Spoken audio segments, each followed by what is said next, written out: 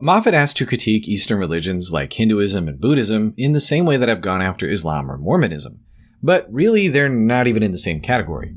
At least in Islam and Mormonism, you get some historical claims, names, events, and things you can investigate. Wrong. Hinduism and Buddhism don't really even give you that. And that makes them a whole lot harder to critique in one sense, but in another way, it makes it easier to dismiss them. There's just really nothing to work with, no historical core, no public miracle, no falsifiable claim holding the whole thing up. Once you really just strip away all the cultural weight and spiritual branding, what you're left with is a set of philosophies that don't even hold together logically, let alone stand up historically. Let's start with Hinduism. In most versions, everything is ultimately one. Brahman is the only reality, and distinctions between people, actions, and even moral good and evil are just illusions. But when you think about it for just a few moments, that falls apart. If all is one, who's being deceived? If distinctions are illusions, then so is the distinction between truth and falsehood, which really just undercuts the whole system. And karma assumes that there are real moral agents making real choices, but if you're just Brahmin and so is everyone else, then who exactly is responsible? Who's being judged? Reincarnation also depends on personal identity, but if you don't remember anything and you were never really a distinct self to begin with, then the whole thing is just a meaningless repetition. There's no moral continuity and there's no justice, just an incoherent mess. And Buddhism doesn't really solve the problem, it denies the self entirely.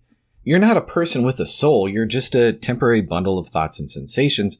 But if that's really true, then who exactly is suffering? Who is the one who's following the Eightfold Path? Who is the one who reaches enlightenment? The entire system presupposes the very thing that it denies. And then on top of that, you're told that desire is the cause of suffering, and that the ultimate goal is to eliminate desire, but that goal is in and of itself a desire. So the whole system is just self-defeating. So even before you get to questions of evidence, both systems are just internally incoherent, putting the prior probability for them being true on the floor. But let's just say for the sake of argument that it does make some sense even if our pea-brains just can't comprehend it all. Then we would ask, what exactly is the evidence? For Hinduism, there are some miracle stories, but they're not tied to actual eyewitnesses. For instance, there's Krishna, one of the most revered avatars of Vishnu. He's said to have lifted a mountain with his finger and multiplied himself to dance with hundreds of maidens all at once, and a lot of other crazy stuff, but these stories come at least 1,000 years after the supposed events with no eyewitnesses. Even more recent miracle workers like Satya Sai Baba have been accused of doing some shady sleight of hand tricks for their so-called miracles, like manifesting watches and rings, and he was accused of being a sexual predator, and he got rich off of his phony miracles. For Buddhism, it's not much better.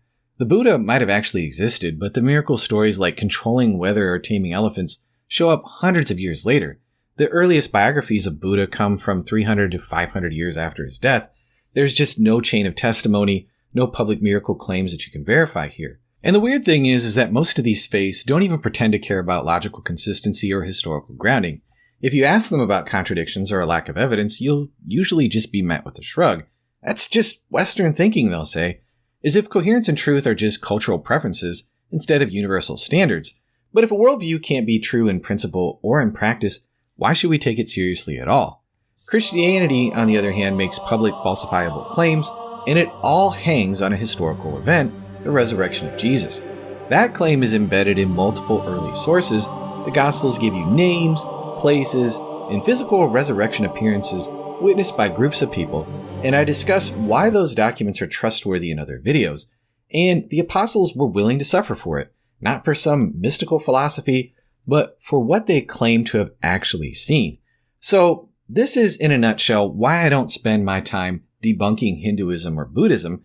It's just that both of these systems fail internally, and there's no verifiable historical core to even investigate. So there's just not really much to say.